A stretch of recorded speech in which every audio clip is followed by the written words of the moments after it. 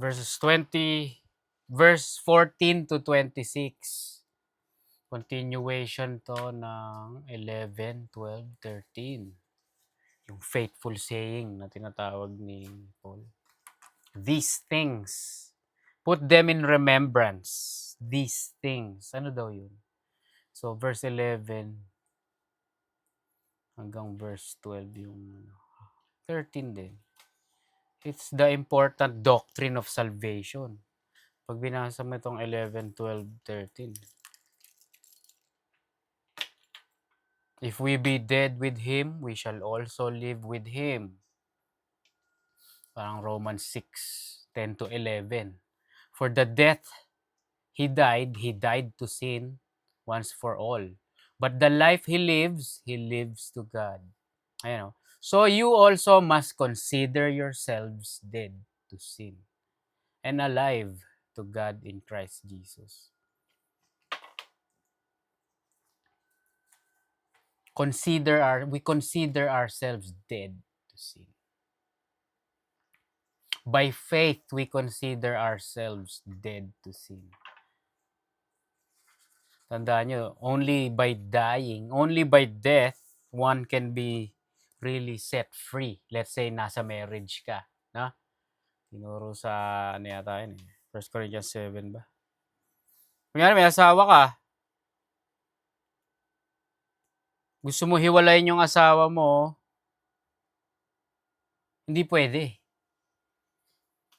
The only time mabe-break lang yung inyong bond of unity kapag namatay na yung ano mo. So tayo, by default, married tayo sa sin eh. Bago ma-save ang believer, ang asawa mo is sin. You're under the law.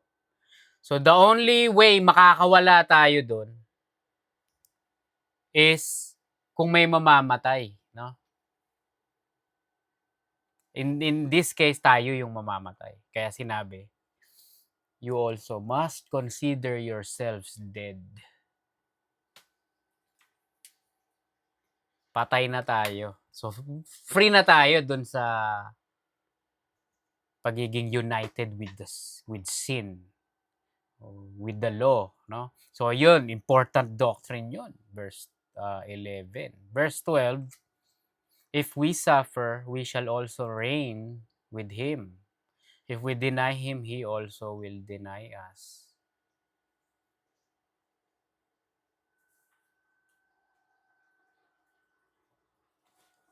If we suffer, we shall also reign with Him. If we deny Him, He also will deny us. Importante yan, no? Pinag-aralan natin last time to, no? Deny. Matthew 24:13. Sabi, the one who endures to the end will be saved. So, sinasabi ba dito? The one who endures to the end will be saved. Sinasabi ba dyan na kung sino yung sa huli na mag-last hanggang end, masisave? So, parang may effort, may part pa pala tayong masave. Hindi, yan sinasabi lang dyan. Those who are faithful until they die or reach the end, same thing, both shall be saved. That's, ano yan, yung loyal kind of faith. Tinuro ko sa inyo, di ba, paano ma-save? Belief, no? Faith. Paano hindi ma-save? Unbelief. As in yung faith. Wala na. No? Ewan ko, pinapanood ko ba sa iyo yung sinasabi, once saved, always saved daw, no? Hindi daw totoo yun. Yung once saved, always saved. May nagsasabi, kailangan mo daw ituloy, kailangan daw, tuloy mo yung faith mo para ma-save ka, no?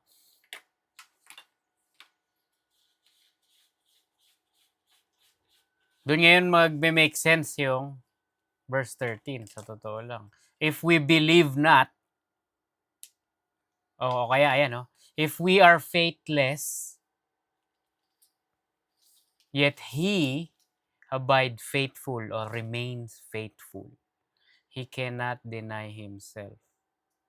Tandaan nyo, di ba? It's hindi yung faith natin ang nag-save in the first place. No? Siya yung author ng and finisher of our faith. No? So yung sinabi ditong faithless is not talking about no faith. No? Yung sinasabi ditong if we believe not, it's not talking about unbelief. No? It's talking about having a weak faith. It's having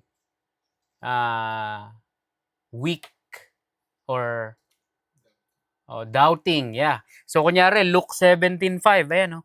And the apostles said unto the Lord, increase our faith. Kasi possible lang, baba ng faith eh. Naintindihan nyo? So, nagpray, no? Lord, increase our faith. Mark 9:24, the father instantly cried out, I do believe, but help me overcome my unbelief. Help me overcome my unbelief. See? It's not that hindi ka naniniwala. Yun, hindi ka masisave kasi hindi ka naniniwala. Pero yung dito sa verse 13 nga, it's talking about a weak faith. It's having doubt. No? Pero nandun pa rin, no? Nandun pa rin siya. Parang sabi nga ni Lord, if you have a faith the size of a mustard seed, no? Ang liit lang. You can have the power to move mountains. It's figure of speech. Sinasabi doon, nakatiting lang na faith kailangan mo para ma-save. Diba? Pero may mga tao na magtuturo na, no, kailangan may ganito pa. Faith without works is dead. No? So, yun yung sinasabi dito sa verse 14. These things, put them in remembrance. Napakahalaga eh. No? Tapos may extra ano pa, charge.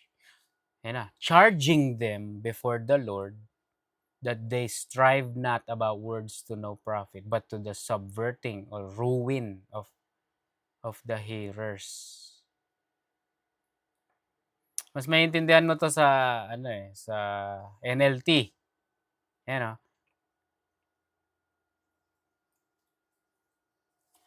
ayan, basahin natin. Remind everyone about these things and command them in God's presence to stop fighting over words. Such arguments are useless and they can ruin those who hear them. Command them, command the people of God in His presence, in God's presence, to stop fighting over words. Such arguments are useless and they can ruin those who hear them. So ano yun? What's it talking about, no? So 1 Timothy 1:4, ayan, no? Do not give heed to fables and endless genealogies, which minister questions rather than godly edifying, which is in faith. So, 1 Timothy 6:3-5. If anyone teaches a different doctrine and does not agree with the sound words of our Lord Jesus Christ and the teaching that accords with godliness, he is puffed up with conceit and understands nothing. He has an unhealthy craving for controversy and for quarrels about words, which produce envy, dissension, slander, evil suspicions, and constant friction among people who are depraved in mind and deprived of the truth, imagining that godliness is a means of gain. So, ang tinutukoy dito, yung away-away. Yung mga binibring up yung mga topic na hindi naman mahalaga. Kunyari, fables. Pinag-aralan natin yun sa 1 Timothy chapter 1. Kunyari, yung mga extra biblical books. Yung Apocrypha, kasi sabi sa Apocrypha, ganito daw eh, pwede mo daw bilhin yung salvation mo, gamitin mo yung pera mo para those are, in a way, yung Apocrypha is fictional, no? Fictional book.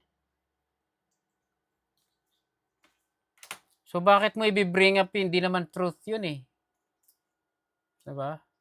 Magkokos lang yun, ha? Magkokos lang ng arguments. Balik tayo sa King James.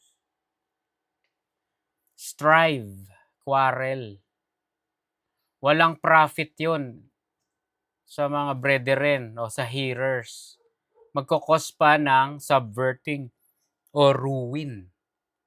You'll ruin somebody's, lalo na yung mga new believers. Mako-confuse sila. So, charging them before the Lord. Ano yung charging? No? Command. Sabihin nyo sa kanila, tigilan na yung mga yung mga nonsensical topics na wala namang hindi naman importante sa wala naman sa Bible, no? Pinag-aawayan nyo, ilang daliri meron yung mga Nephilim, yung mga giant? 6. Hindi, 7 yun. Nag-away na kayo dahil nag-away kayo, hindi nyo alam kung ano yung number ng fingers ng mga giants. Mga walang kaanong pinag-aawayan, no? Si kapatid ni diba? Genealogies. Verse 15. Study. Study or be diligent to show yourself approved unto God, a workman that needeth not to be ashamed, rightly dividing the word of truth. So, sinasabihan dito yung si Timothy. Sa totoo lang, lahat tayo to. Study. Pakita mo na approved ka unto God. A workman, we're workmen. No? We work for God. A workman that needeth not to be ashamed. Rightly dividing the word of truth. Sa 1 Timothy 4:13, until I come, give attendance to reading, to exhortation, to doctrine or teaching. Until I come, give attendance.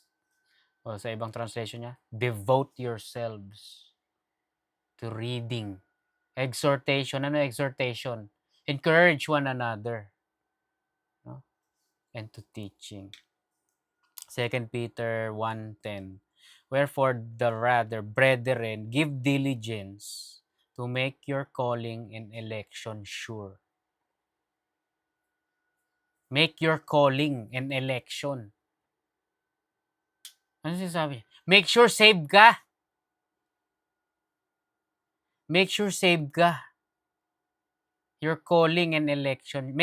Give diligence to make your calling and election sure. For if you do these things, you shall never fall. If you do these things, you shall never fall. Ano daw yung these things? Making your calling and election sure. Siguraduhin mo daw, no?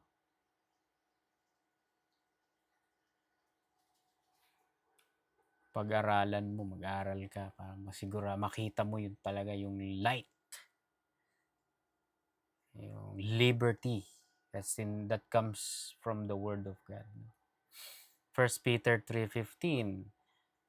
But sanctify the Lord God in your hearts and be ready always to give an answer to every man that asks you a reason for the hope that is in you, with meekness and fear. Always be ready to give an answer. Pag may nagtanong sa inyo, pinag-usapan ba natin ito kailan kahapon ba? Huwag kayo yung hindi maganda. Kaya, paano ngayon yun? Para hindi kayo mag-aral tayo. Di ba? Mag-seek tayo ng truth. Dami, di ba? It's an eternity worth of knowledge and wisdom. Para hindi tayo mapanganga, magmukhang hindi natin alam, hindi tayo magpanic. Study. A workman that needed not to be ashamed. Ano ibig sabihin nun?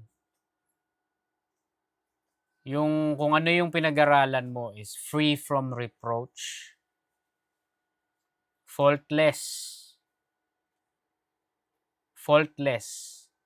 Pag may sinabi sa'yo, yung ano, sabi ganito, ganyan ito correct. Kung ano yung pinipreach mo, dapat walang butas yun. Ganun ka urgent na kaya tayo pinag-aaral. Because we are workman that need not to be ashamed.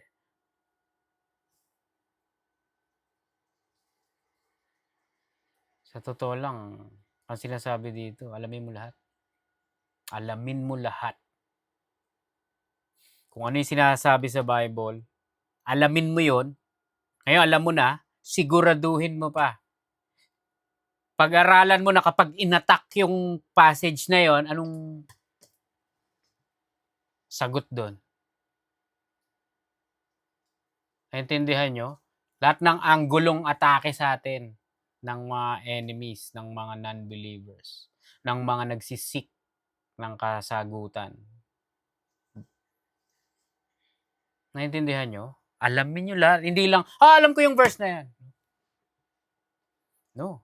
Ngayon, iibahin nila yung angulo nila. Titirahin ka dito sa kabilang angulo. Alam mo rin dapat yung mga pasok ng mga ganun. Sa totoo lang, ang sinasabi dito, yun nga. Wala, I'm not gonna sugarcoat it. Perfection. Perfection. Hindi possible yun. Naintindihan nyo? Hindi possible yun. Pero yun, pinupush tayo dun. Pinupush tayo sa direction na gano'n. Alamin nyo lahat. Para pag may nagtanong sa inyo, you're always ready to give an answer. Kaya nga na sinabi ko sa inyo, pag di nyo alam, sabihin nyo na lang, no? Hindi ko alam eh. We can be honest, na? Bigay mo sa akin yung number mo o whatever. Isi-search ko. Tapos kontakin kita ito para masagot ko yung tanong mo, no? Kasi hindi naman, di ba? Mamaya may sobrang hirap talaga ng tanong, di ba? Pero until then, nag-aaral tayo, no? Nag-aaral tayo para alam natin yung sagot.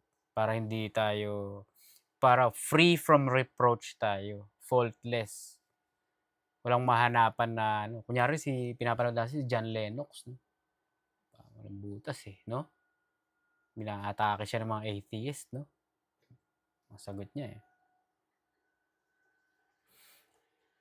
A worker that needed not to be ashamed, rightly dividing the word of truth.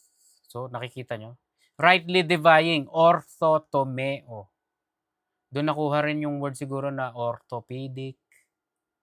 Ano yung orthopedic? No? Mga buto? Di ba yung mga, kunyari, yung spinal, yung buto, alam nyo yun kalkulado yung mga sukat nun, di ba? May napanood ako one time, masakit daw yung likod niya, ginanyan lang siya ng chiropractor. Kinaganon, no? Eto ba? It's the L5. No, alam. Ibig sabihin ng orthotomeo, to make a straight cut, to dissect. Parang surgeon. 'Di ba yung mga surgeon, no? Pag hindi ka pwedeng surgeon ka, nanginginig yung kamay mo, no? May ooperahan ka maggagawa ka ng incision sa skin, no? Tapos nanginginig ka, hindi ka pwede. Ayan, to dissect. Naka-dissect na ba kayo nung kunyari sa school natin, frog? Hindi pa. Kami, nag-dissect kami ng frog. Hahatiin mo yun dito, no? Dito, tapos dito. Meron kayo nung scalpel. Precision dapat. Tinitignan ng teacher yan. Hindi ka nakaganon. Tinitignan ng teacher yun kung kung maganda yung cut. Kasi 'pag nagkamali ka makakaano ka ng vessel, dudugo. Sabog yung dugo. Pero 'pag malinis, bubuksan mo makikita mo na yung mga organs. Rightly dividing the word of truth. Ganun din dapat tayo. Precision. Kapag tayo, nag-explain tayo, precision, understandable. Yung mga branches ng one verse, alam natin yung mga links nun, no? Orthotomai, rightly dividing. Rightly dividing the word of truth. Kung tawag sa salita ng Diyos. No? Hindi sinabi, the word of lies. This is the truth. No? Facts. Verse 16, but shun profane and vain babblings, worthless talk. Shun profane and worthless talk, for they will increase unto more ungodliness. Sasabihin sa iyo ng modern preaching, yung mga pagmumura, yung mga baboy na bibig, ayan, ito yung verse, that's good, no? Pero hindi yun ang pinag-uusapan dito. Ang pinag-uusapan pa rin dito yung context. Ang pinag-uusapan dito, false teaching. Shun. Ano ibig sabihin? No? Stay away. Avoid. Avoid profane and worthless talk. Parang pinag-usapan natin kanina, yung mga fables. No? Ano example nitong mga profane and vain babblings?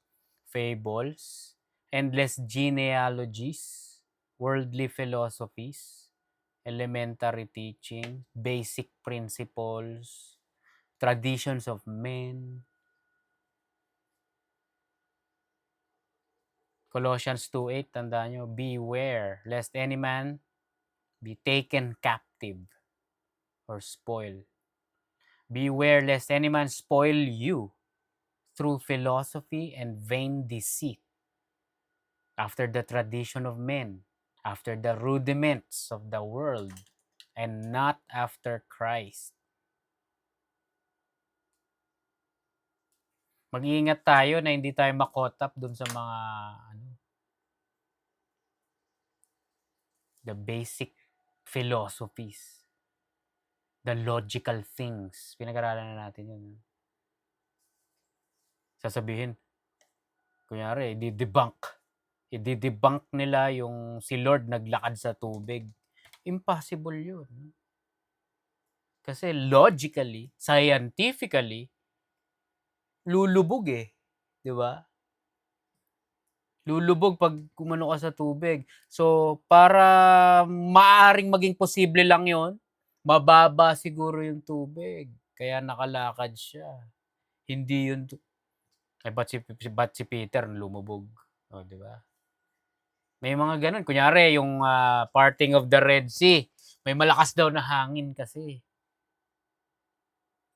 Ini-explain nila yung unexplainable using logical reasoning, science, no? Mababa daw kasi yung tubig noon. Tapos malakas daw yung hangin, bumuka talaga. Nakalakad yung mga tao.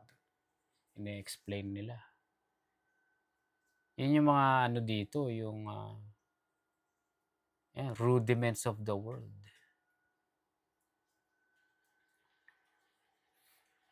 Parang verse 14 nga, it's got no profit to the hearers. Magkukos pa ng ruin. Verse 17, and their word will eat as doth canker or cancer. Yung eat, yung Greek word nun, echo. Ang ibig sabihin ng echo, alam natin yung echo, yung nagbabounce yung sound, no? Pero yung Greek nito sabi, to hold, to have possession of the mind. So, pag yung echo, parang nagre-remain yung sound no? Pinakawalan mo na, hey! Hey! So, yung echo, Ito daw yung word na 'to. Kasi malalaman mo na hindi hindi yung modern interpretation na false interpretation, by the way. Yung verse 16 sabi yung mga pagmumura, mga kung ano-anong kabastusan ng bunga. Hindi yun ang tinutukoy, eh. Although yung ginagamit ng false teacher para, "Oh, nagmumura ka, oh, hindi ka saved." 'No? So, para malaman mo na hindi yun ang tinutukoy, verse 17, "Their word will eat or spread like cancer, of whom is Hymenaeus and Philetus." Ayan, oh, "Who concerning the truth have erred." So, yung because of cussing, they have erred from the truth, hindi yun ang tinutukoy, 'di ba? Ang tinutukoy, false teachings. False teachings. Have erred or strayed, saying that the resurrection is past already. So, it went specific, oh. So, cuss word ba yung tinutukoy sa verse 16? Hindi. It's something like a false teaching. Something like this. The resurrection, tapos na daw. Wala daw future bodily resurrection. Wala daw, ano, no? Future resurrection yun. Tapos na. It's past already. Ayun, oh. Ito nangyari.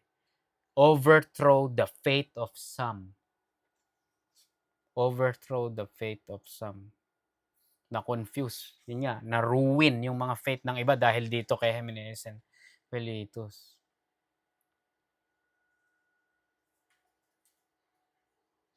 Canker.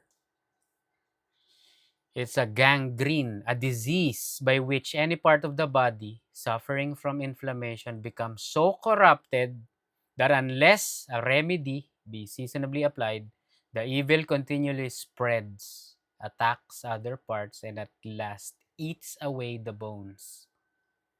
So, yung mga false teaching daw nito kumakalat na parang sakit. Ang bilis ng pagkalat. It eats away the bones hanggang talagang alam mo yun? Minsan yung mga may diabetes, no? Nakita na ba kayo nun? Yung sugat nila hindi gumagaling. Tapos, it's eating away in that part. May kaklase ako dati na ganun. Ang laki dito sa may alulod niya, oh. Parang mabubutas na. It's eating away the bones, the flesh, the skin. So, parang ganun yung picture. So, can you imagine yung false teaching, no? Kapag hindi ka nag-iingat, it's like cancer. It's like a tumor. Yung tumor lumalaki, di ba? Pinapakain mo kunyari ng sugar, no? Scientifically, ang pagkain daw ng cancer, sugar. Ay, kaka-cancer. Whom I have 1 Timothy 1:20, of whom minention si Hymenaeus. Ang pronunciation, Humaneos. Humaneos. Si Philetus naman, Philetas. Philetas. Pero minention siya sa 1 Timothy 1:20. Of whom is Hymenaeus and Alexander, whom I have delivered unto Satan, that they may learn not to blaspheme. So according to Paul, itong si Humaneus, dineliver daw niya kay Satan. What does that mean? Na? Basically, pinaubaya na. Pinaubaya na kay Satan. No? Parang reference din yan sa 1 Corinthians 5:5. Yung hinand over yung individual doon to Satan for the destruction of the body, so that his soul may be saved. So masasabi mo ba na si Hymenaeus ba saved? No? Saved ba yun? Nagkakalat ng false teaching like cancer? Saved ba yun? Sabi dito, kung nang naganap is same as 1 Corinthians 5, handed over to Satan. So, pero makikita mo sa 1 Timothy 1:20, ayan, oh. whom I have delivered unto Satan, that they may learn not to blaspheme. Para daw matuto sila na hindi i-corrupt yung truth. So pag natuto, ano ibig sabihin? Save. So parang sa last verse 25, in meekness, instructing those that oppose themselves. Oppose. In opposition, mga kalaban, parang si Hymenaeus. If God, peradventure, will give them repentance to the acknowledging of the truth. So, pwede pa silang, maaari silang saved, no? Given na magre-repent sila. At the end of the day, si God pa rin ang no? God will give them repentance. Na? Ano, may tanong ka? Yung mga teaching ngayon, di ba, parang 90% truth tapos may konting halang. Yeah. Considered false teaching. Yeah. Kahit not the rest. Truth. Yeah, I would say it is. Ang ginagawa ko, di ba? I stay away. So, parang ganun din sila. Hindi ngayon siya maganda. Hindi siya maganda na i-maintain tapos i-recommend pa, no? Sendan kita ng link, panoorin mo to. Kung mapanood nung new believer na yung error na pinipreach, no? It's gonna cause ruin. It's gonna confuse the new believer na bago lang, no? So hindi maganda. Hindi natin sila ginajudge, no? We are careful na sabi, hindi ano yan. No? Dapat sila i-deliver kay Satan. So that they may learn not to blaspheme. Nasa tayo?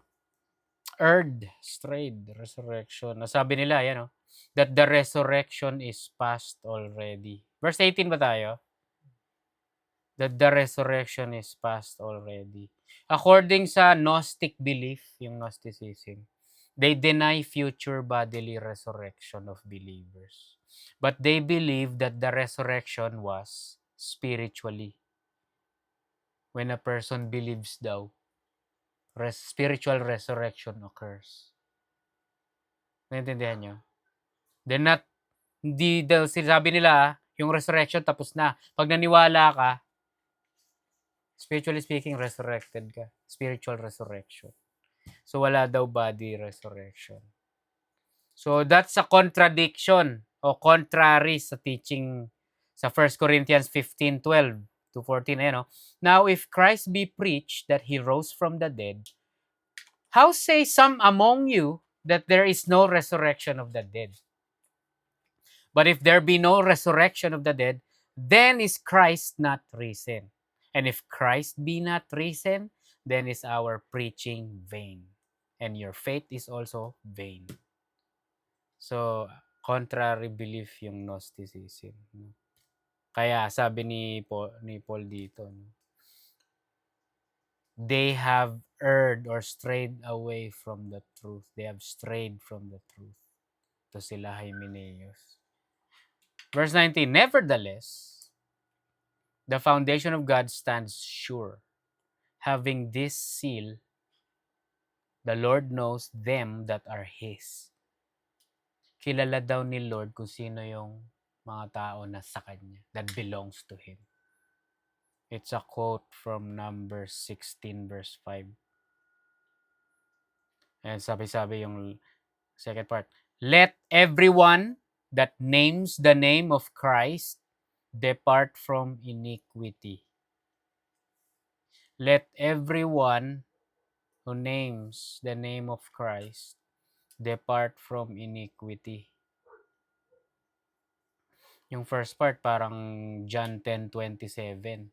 My sheep hear my voice and I know them and they follow me. Sabi ni Lord Jesus, no? My sheep, they hear my voice and I know them and they follow me. Intindihan nyo? Pag sinabi sa atin ni Lord, stop, we stop. Pag sinabi sa atin ni Lord, go, we go. Sinabi ni Lord, stay, diyan lang kayo kung nasan kayo. We do that. He's our leader and we follow, we hear. Naintindihan nyo? Pero yung second part, let everyone that names the name of Christ depart from iniquity. Sasabihin na naman ng mga tao, no? Repentance, no? Turning away from sin. Departing from sin. Any believer na pag believer, hindi dapat nagsisin. Kasi pag nagsin, hindi saved. Lumalabas na naman sa context, no? So, parang verse 16 to eh. Shun. Ang sabi sa verse 16? Shun. Stay away. Avoid profane and vain babblings. For they will increase unto more ungodliness. That's what it's saying. Let everyone that names the name of Christ depart from false teachings. Depart from yung mga minention ko kanina. Fables, traditions of men. Ano pa yung mga sinabi ko? Endless genealogies, philosophies, earthly principle, worldly principles. Intindihan nyo? Idolatry, mga teachings na galing sa iba, hinahalo nyo. No? Kunyari mga Catholic, ano? It's always the Catholics. But ganun. Perfect example sila eh. They mix the name of Christ with their earthly traditions, no? Wala naman sa Bible yung Lent, yung wag kakain ng baboy kapag gantong araw. Wala naman sa Bible yun eh. Traditions of men, no? Rosary. Wala naman sa Bible yun eh. Ha? 1,000 Our Fathers, no? 100 Our Fathers, 10,000 Hail Marys. Wala naman yun eh. Traditions of men. Tapos hinahalo, Christian. Christian din kami. False teachings, false religion, doctrines of demon, sabi sa 1 Timothy. Naintindihan nyo? Everyone that names the name of Christ, depart from these kinds of demonic doctrine. Naintindihan nyo? Yan sinasabi dito. Context. Verse 20 and 21. But in great house, there are not only vessels of gold and of silver. Yung great house dito, the church, the household of God. So, tingnan nyo yung picture dito ah. In a great house, may bahay daw. There are not only vessels. Yung vessels, kuwas, household utensils, domestic gears, chosen instruments, equipment, apparatus. Pero yung tunay na meaning na itong vessels, ayan, especially a wife as a contributing to the usefulness of the husband. Ano basically ang silbi ng mga asawa na babae? Vessel. Lagyan ng baby sa loob para sa lalabas ang baby. Parang vessel container. Naiintindihan nyo? Yun yung sinasabi sa Greek word eh. Especially a wife as contributing to the usefulness of the husband. Genesis 2:18 sabi, no? It is not good that a man should be alone. I will make him a helper meet for him. A helper. Yung iba, hine-help na, nagagalit pa. No? Tinutulungan na, nagagalit pa. Mga wife. No? Di ba? Pero balik dito, vessels of gold and of silver. So sa bahay daw, may mga equipment, mga utensils, mga nagagamit. Kunyari, kutsara, silver na, yung bowl, no? Meron din daw wood and of earth. May mga kahoy. No, yun yung mga, yun. And some to honor and some to dishonor. So, ang sinasabi dito, yung mga tools daw na to, mga equipment sa bahay. Yung iba ginagamit na for honor and some to dishonor. Ano example nun? Kunyari, itong upuan is for honor. It's for good use. Kunyari, yung couch, the TV, the spoon, the fork. No? Napapansin pag may guest ka, ang ganda naman ng mga ano nyo, kitchenware nyo. No? Ay ano naman tong mga some to dishonor, no? Ito yung mga tools na nasa banyo. Yung mga kunyari may sumabit na mga tae doon, no? Kunin mo yung ano, yung ano ba yun, yung brush na paikot. Ano tawag doon? Yung budo. Barado yung ano, meron kang ano tawag doon? Plunger. Yung kubeta, yung inuupuan, it's tool para doon ka tumae, naiihian yun.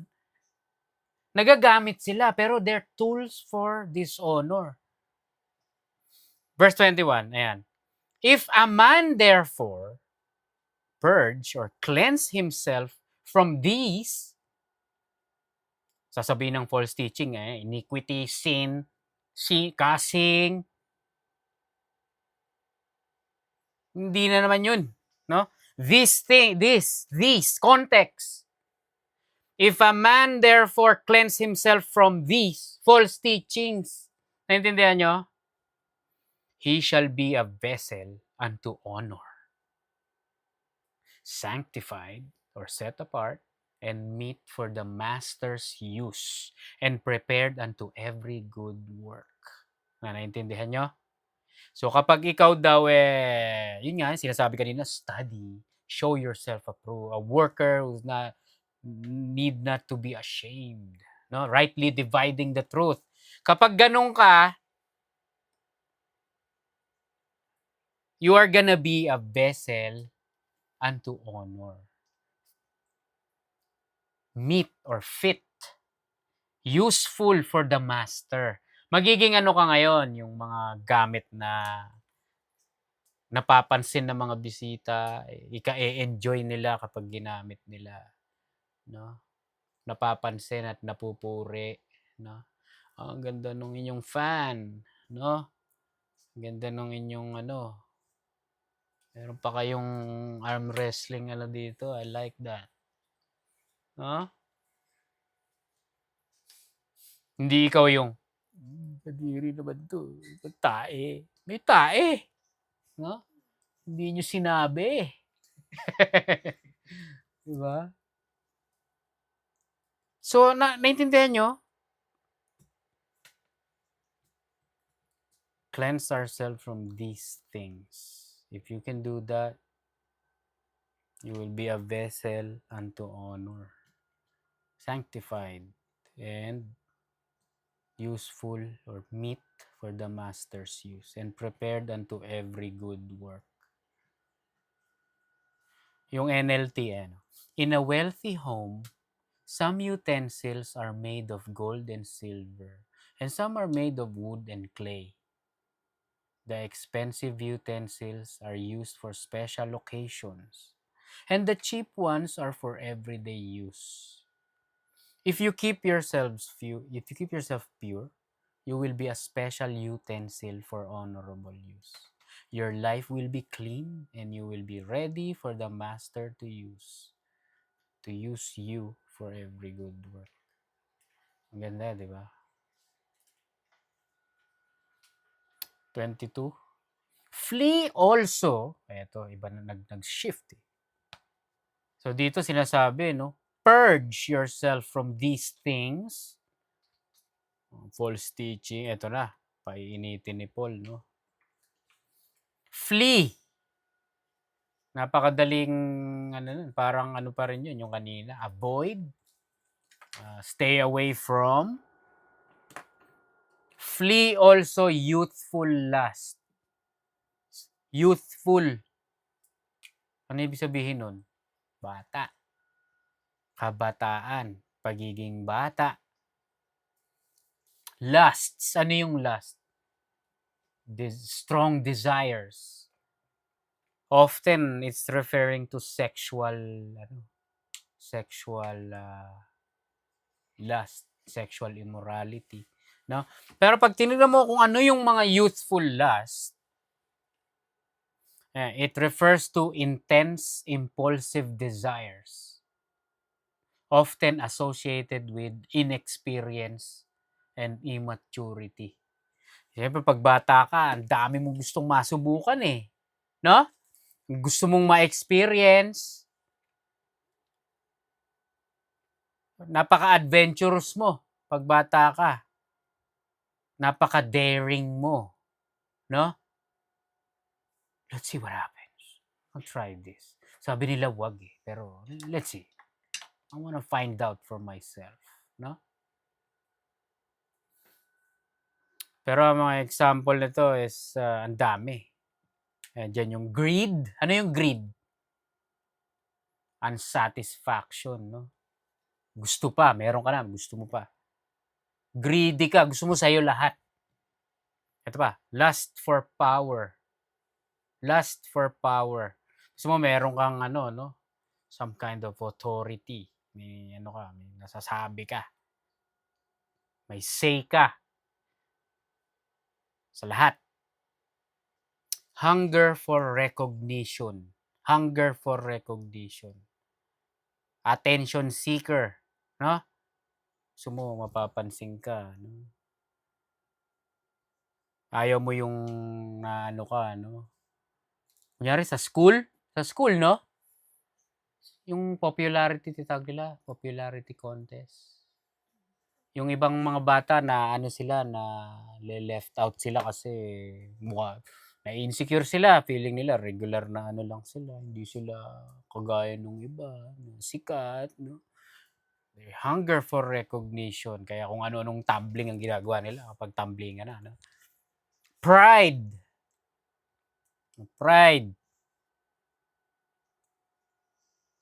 Ano yung sample ng pride?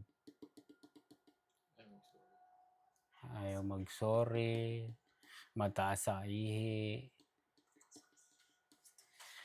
An argumentative or quarrelsome spirit. Argumentative or gusto lagi na lang arguments, away-away.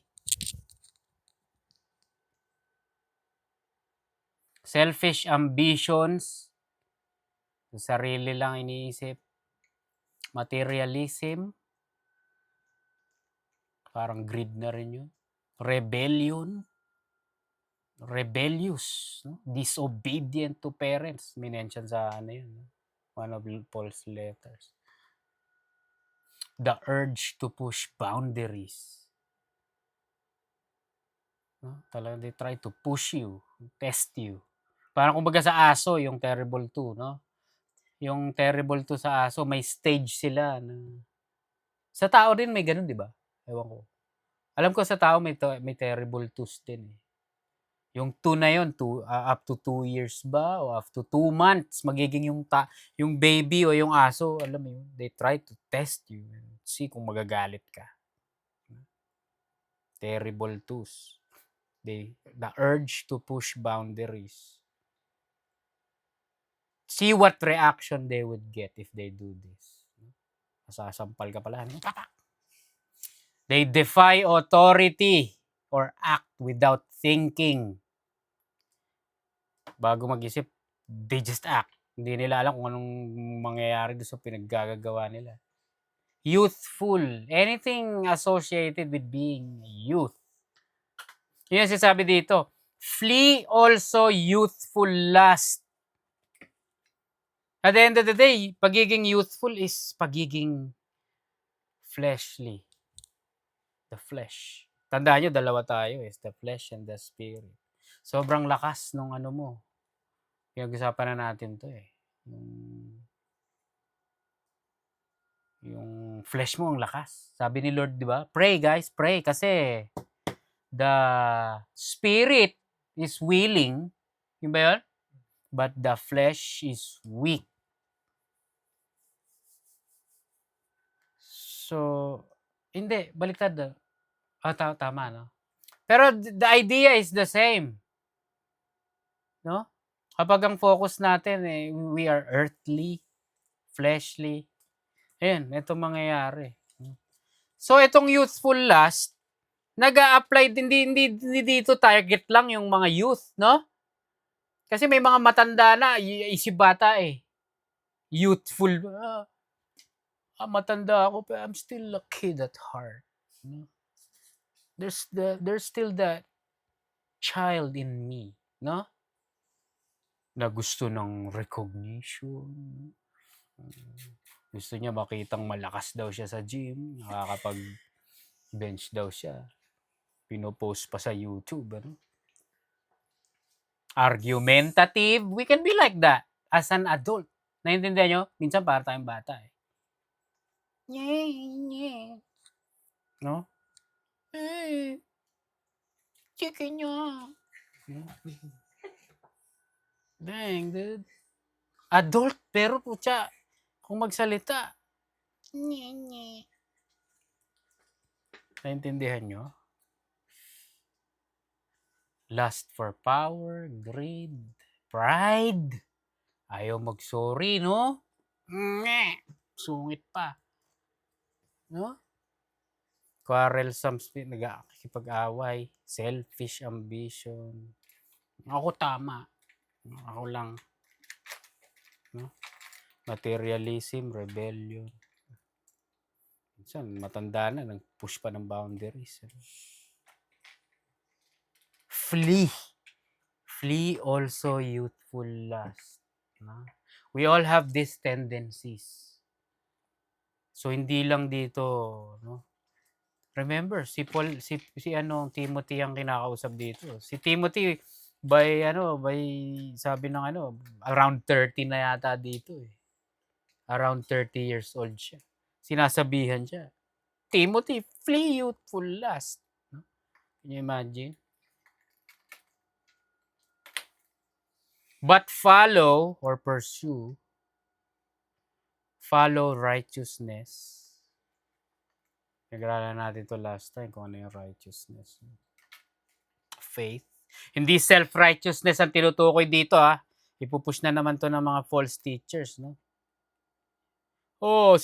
Follow righteousness. You have to be righteous. No. Ang idea ng righteous, tandaan nyo, ano yun?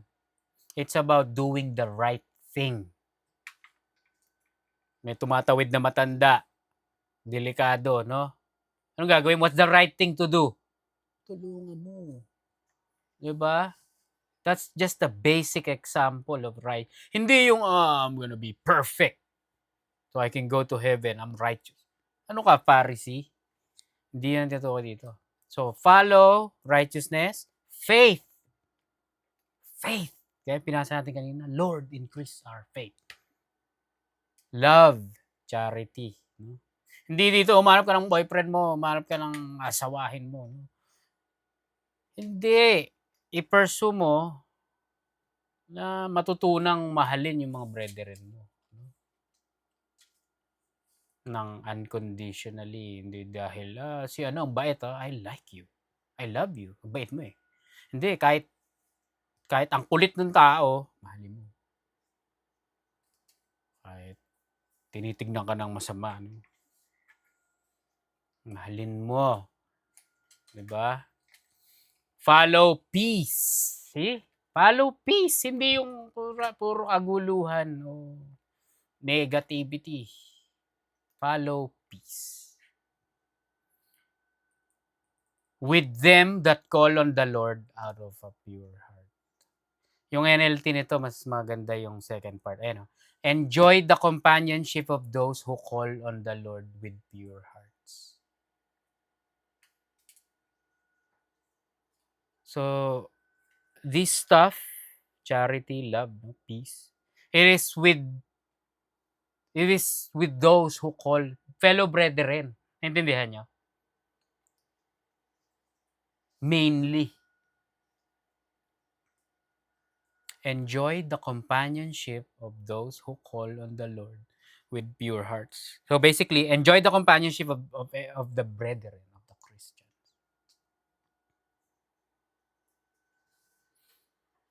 23. But foolish and unlearned questions, avoid. Ayan na naman. Ayan na naman si avoid, si flee, si ano yun, stay away from.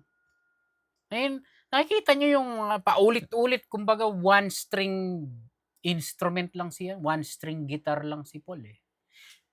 No? Imagine a one string guitar, ting, clink, clink, clink. Paulit-ulit lang sabi niya eh. But foolish and unlearned questions, avoid. Knowing that they do gender or generate, knowing that they generate strifes or quarrel, pag-aaway, division. No? Foolish and unlearned. See yung mga referential name ni Paul dun sa mga false teaching. It's foolish. Fables, endless genealogies, worldly philosophy, science.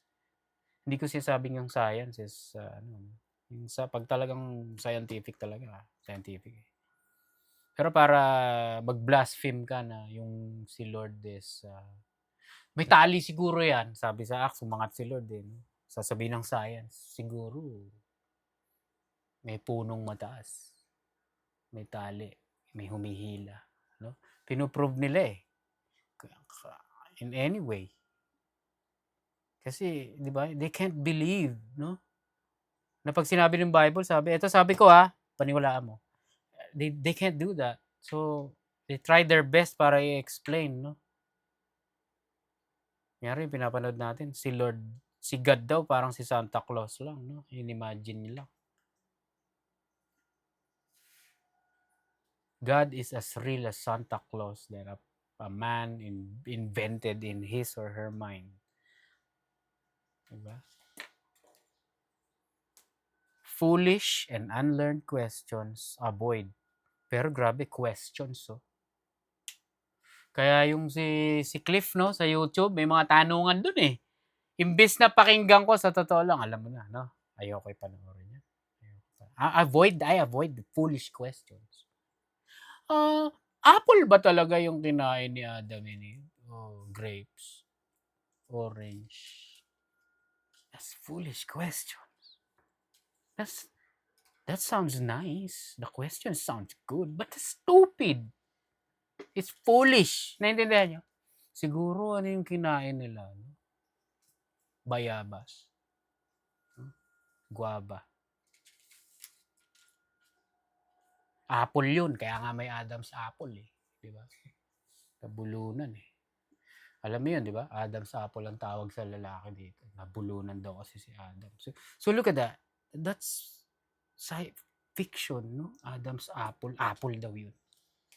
Ang proof daw yung Adam's apple. Avoid those foolish and unlearned questions. Knowing that they do generate strife. Titus 3:9 is the same. Avoid foolish questions and genealogies and contentions and strivings about the law. See? Puro yung law, no? Sabi sa law, ganito daw eh, oh. Hugasan daw yung kamay bago kumain. No? Kasi pag di ka naghugas, unholy. No? Makokorrupt yun. Naiintindihan nyo? For they are unprofitable and vain. Pag binasa mo yung Acts 17, naka-encounter si Paul. Itong sa Thessalonica, yung mga tao dito. Sobrang sila, obsessed with worldly knowledge. Kumbaga sa panahon natin ngayon, na tayo sa mga new technologies, no? May mga new AI na mas matalino dito. May AI dito, mas matalino, mas makakagawa ng pero nung sa Acts 17, knowledge ang nila. Ano ang bagong kaalaman ngayon? Basahin natin Acts 17, 18 to 21, taka 32. NLT. He also had a debate with some of the Epicurean and Stoic philosophers.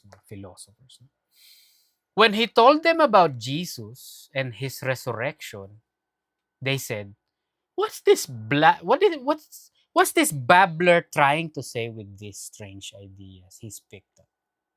Others said, he seems to be preaching about some foreign gods. Then they took him to the high council of the city. Come and tell us about this new teaching. New teaching. Look at their vocabulary. No? Come and tell us about this new teaching, they said. You are saying some rather strange things, and we want to know what it's all about. It should be explained that all the Athenians, as well as the foreigners in Athens, seem to spend all their time discussing the latest ideas. When they heard Paul speak about resurrection of the dead, some laughed in contempt, but others said, we want to hear more about this later. So naiintindihan niyo yung kayabangan nila pagdating sa the latest ideas, no? Some new knowledge. Sino to? Ano to? Resurrection? Wow, bago yun ah. Tawagin nyo nga yan si Paul, no? We wanna hear of these new ideas. Resurrection of the dead. Pinagtatawanan siya, no? Naintindihan nyo? Yun ang sinasabi dito. We have to avoid this. Pero si Paul dito, wala siyang choice eh. Paul preached the gospel here, by the way. No? And some believed, some nagalit sa kanya. Ito yung sinasabi na we have to avoid this. Pero pag pinrompt ka ni God na, no, sige, kausapin mo. Masave sila. No? Listen to that. Pero pag matigas, no? Hindi. Apple yun, apple. Wala na akong magagawa sa'yo. Sabi sa Bible, to avoid you. 24, and the servant of the Lord must not strive or quarrel, but be gentle unto all men, able to teach, patient. So, the servant of the Lord, so verse 24, 4. Sino yung servant of the Lord? Who's the servant of the Lord? Who are they? Ha? Tayo. Hindi ka accepted dito. Tayo to. Verse 4 sa verse 24. Not quarrelsome, gentle to all men, able to teach, patient. Patient. Continuation sa verse 25. In meekness, instructing those that oppose themselves. So, meek. Alam niyo na ibig sabihin ng meek. No? Meek. Instructing them, meekness. Those that oppose. Those who are in opposition. So, makaka-encounter tayo ng mga tao na opposed sa pinanghahawakan at pinaniniwalaan natin. Naintindihan nyo? So, we have to be prepared. And we have to be not quarrelsome. Ako minsan, issue ko yun. Eh. Lalo na pag you come to me aggressively, I'm gonna stand my ground. Dude. But pero sabi, not quarrelsome. You gotta be gentle.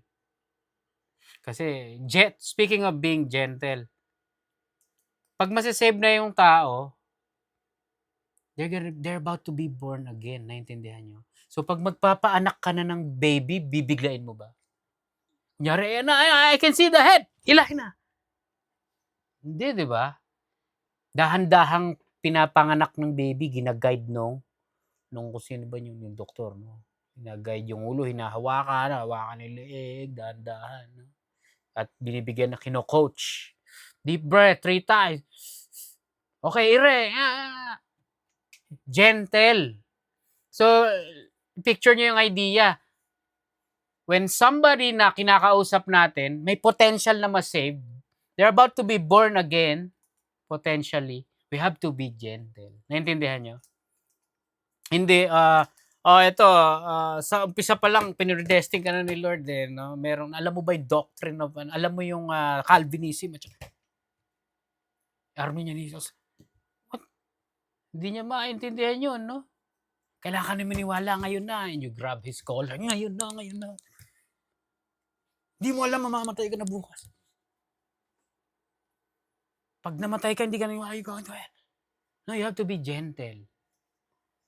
Naintindihan nyo? Able to teach. No? Tsaka patient. Parang gentle. You have to be patient. 26. Last verse. Pero dito nakikita nyo, again, sa verse 25, makikita nyo si God ang nagbibigay ng repentance. No? That means all glory belongs to God. 26. And that they may recover or come to their senses themselves out of the snare of the devil, who are taken captive by him at his will. So some false teachers, kaya sabi ko kanina, could recover out of the snare of the devil. No? Napakahirap nga lang nilang ikunin uli pabalik. Meron ngang passage sa Bible, nasan ba yun? Sabi, snatching them out of the fire, no? Hating even the garments spotted by the flesh. Hanapin natin. Hating even the garments spotted by the flesh. Jude 1:23. Jude 1:23. Puntahan mo nga, Jay. Jude 1:23. Basahin mo. And the others say with fear, pulling them out of the fire, hating even the garment spotted by the flesh. That's the verse. So that's the picture kapag we try to, let's say may kaibigan tayo na believer, no? Close tayo dati, pero naging ano siya? Ine-entertain niya na yung Catholicism o yung Mormonism, no? O anything false teaching. We have to snatch them out of the fire. Hating even the garments. Ano daw? Spotted by the flesh. Ano ba? Yung ba sabi? Parang may picture, pinandidirian mo yung na-spot ng flesh ng mga false teaching niya. Yun yung picture, no? That's how much na sinasabing we had to stay away from it. Na parang pandirian natin figuratively yung mga false teaching na kumapit sa kanya. May mantsa na sila nung mga iniquity ng false teaching. We have to snatch them out of the fire. Yun yung picture. No? And that they may recover themselves out of the snare of the devil, who are taken captive by him at his will.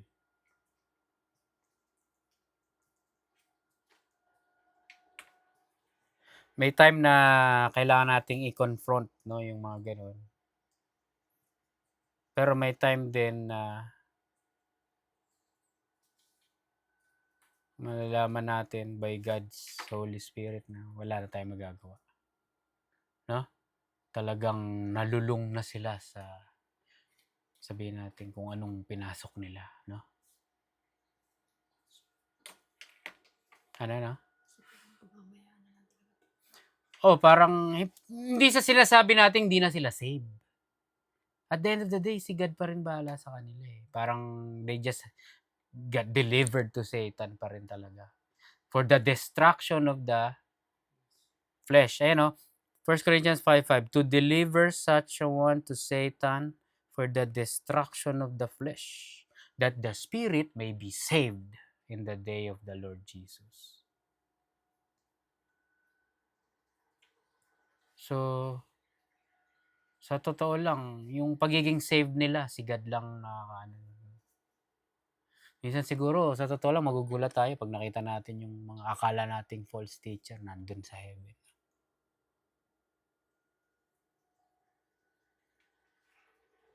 Hindi na rin siya nakakagulat kasi para sabihin hindi sila nasa heaven is the same na parang nilimitan na rin natin yung power ni God sa power niyang mang-save Naintindihan niyo? Pero again, sabi dito, ayan, anybody who is in false teaching is doing the work of the devil. Yan that they may recover themselves out of the snare of the devil, who are taken captive by him at his will. Yung at na yan, to do. So, puntahan natin yung NLT. Then they will come to their senses and escape from the devil's trap, for they have been held captive by him to do whatever he wants. So para silang under the spell of the devil to do his will. Yeah. Pero again, pwede pa silang baka save sila. We just gotta snatch them back.